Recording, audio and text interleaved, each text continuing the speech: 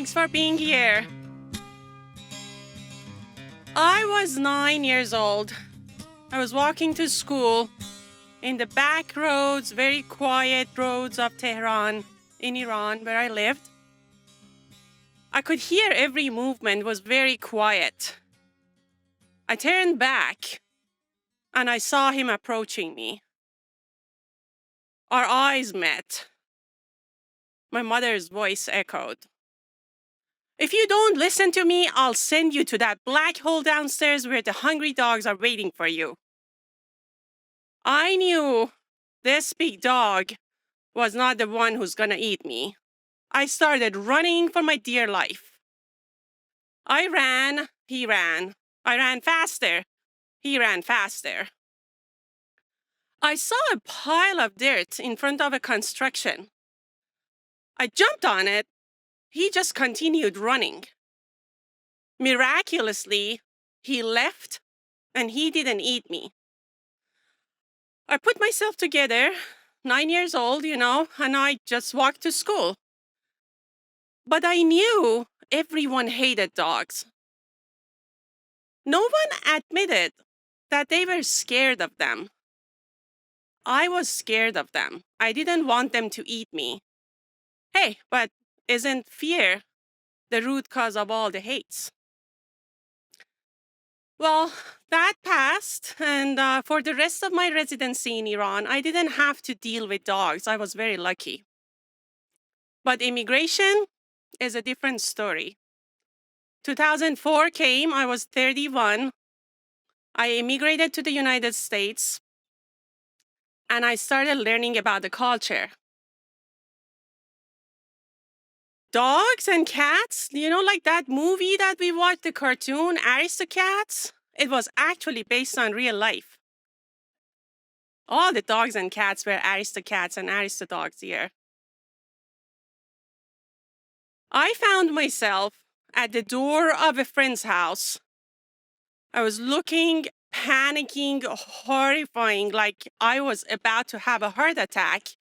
And she was grabbing these two little terriers and a bulldog because they were barking, and I just didn't want to go in. Well, I didn't die, obviously.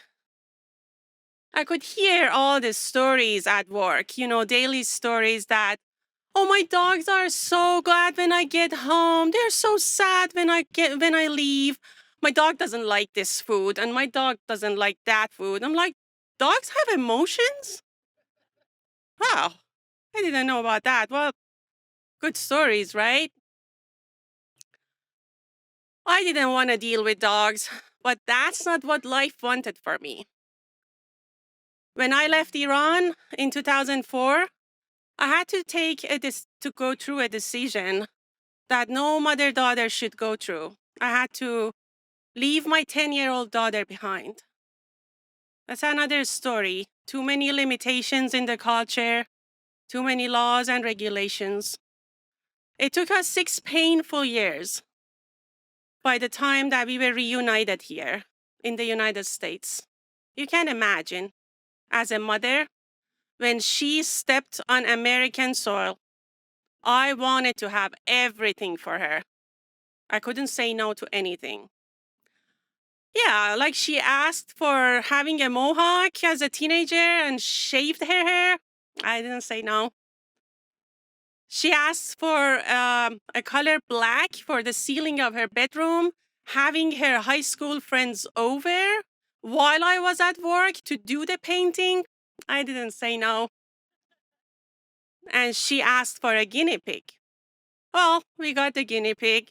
For a couple of weeks, she took care of it, but then it was an opportunity that life gave me to get close to animals and have a less stinky house. I was in the kitchen one night, and she came home. I was preparing dinner, and I was like, "How was your school, honey?" "Oh, school was fine, Mom. But this guinea pig, he is a dummy. I can't communicate with him. Mom, I want a dog." "You want a what?" It was like my nightmare coming true. I almost dropped the knife. I could hear myself saying, "What can we think about it?" She knew that meant yes. I knew it too. I panicked, but she was already on her computer looking for a dog. So I was like, maybe I can have conditions to slow down this process. I'm not going to be able to survive this one. It has to be a small dog. The ears cannot look like wolves because I'm scared of that. And he is not allowed on our bed. Before too long, we were on our way to meet the new family member, a little Yorkie. We got there. My husband and my daughter jumped out. They went to the house, to the breeder's house, and I was trying to, search something in my purse. I just didn't want to do, but I knew I had to do it. I knew I had to go to that house. I gathered all my courage, and I went there. I stepped in. Well, surprisingly, those little Yorkies didn't come to me, didn't bite me, didn't eat me, but I was very tense. My daughter was like, "Mom, look how cute he is. Do you want to put him on your lap?" I'm like, "Oh, no, honey, you enjoy your time." A few minutes later, we were on the car coming back home. Well, she had a ear-to-ear smile, which, made my heart happy. But I could feel the fear, the vibe of fear coming to me from this little creature. I was helpless. I felt so frustrated. Why did I do this to myself? And that was not the whole thing. We had no clue what to do with dogs. The most experienced one of us was my husband, who remembered Duffy from his childhood. Well, and I remember the story that he had told me that he actually wrapped little pieces of soap. He's embarrassed. In a chocolate wrap, threw it to Duffy, and Duffy ate them. All we had a crate. We had a crate ready for the new member of our family, Devo. We got home, we put Devo in the crate. He started yelling and howling nonstop. Well, by the second day, I felt so guilty. I felt so bad. Like this little guy, we wanted to give him food. He refused. He was just nonstop barking. And I was like, we are torturing this little guy. So my heart started feeling kind of like I have to do something. And I knew I cannot return this dog because that would break my heart, my daughter's heart. That was not an option. I had to figure it out. So I went to the crate and opened the door. As soon as I opened the door a little, he jumped out. He went to my Persian rug and pooped on it. Well, I started screaming. My husband came to rescue.